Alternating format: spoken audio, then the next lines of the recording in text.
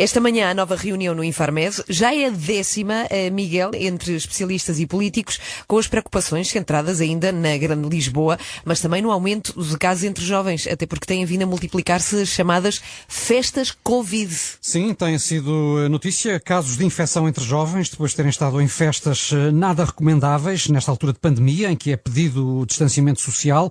Temos assistido também às imagens de ajuntamentos durante a noite em diversos pontos do país e nos últimos dias, em especial, de jovens turistas estrangeiros no Algarve, muitos convencidos de que o novo coronavírus só ataca os mais velhos.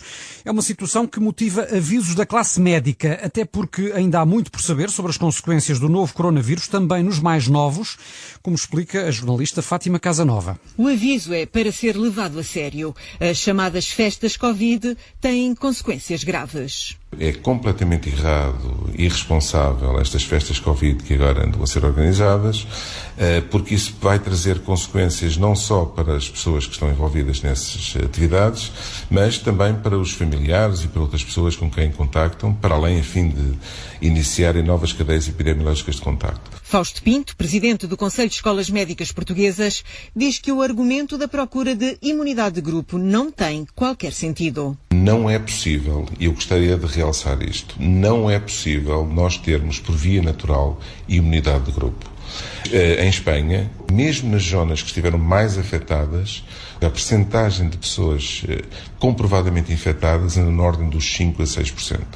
Nos Estados Unidos os resultados também são idênticos. Portanto, não vai ser possível nós termos imunidade de grupo através da infecção das pessoas da população. Essa imunidade de grupo só poderá um dia vir a ser atingida se de facto houver uma vacina. Este especialista alerta que há pessoas jovens sem fatores de risco que desenvolvem a doença e mesmo de forma ligeira podem manter os sintomas por 5 ou 6 semanas. O desconhecimento ainda é tanto que não se sabe porque há pessoas que desenvolvem as formas mais graves da doença, que deixa sequelas sérias. Nas formas graves pode levar a uma incapacidade em termos futuros, com sequelas significativas em termos respiratórios, em termos de recuperação, ou pessoas que perderam muito peso, que perderam a sua capacidade muscular, toda esta parte de recuperação.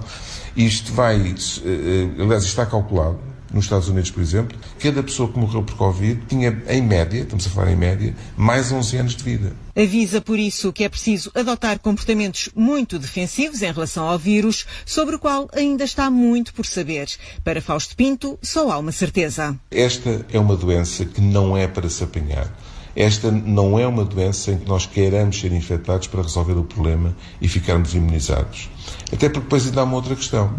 É que mesmo ficando imunizados, nós não sabemos por quanto tempo é que ficamos imunizados. Face à perigosidade do vírus, não tem dúvidas em dizer que o desconfinamento foi mal planeado. O desconfinamento foi feito de uma forma um bocadinho atabalhoada.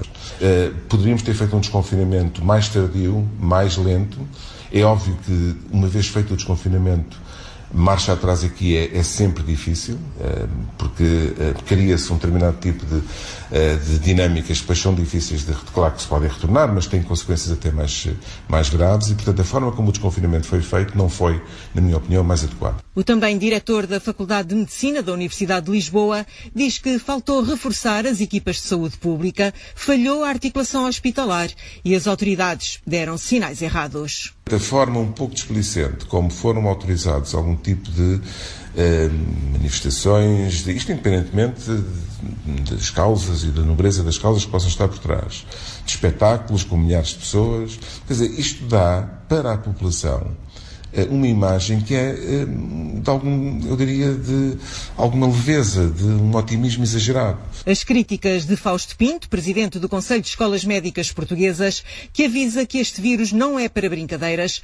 e muito menos para convocar festas, porque os jovens não estão imunes às complicações da Covid-19. Fica mais um aviso, numa altura em que proliferam notícias de aglomerações de jovens, como nos últimos dias na Guarda, onde uma festa originou pelo menos 23 casos de infecção.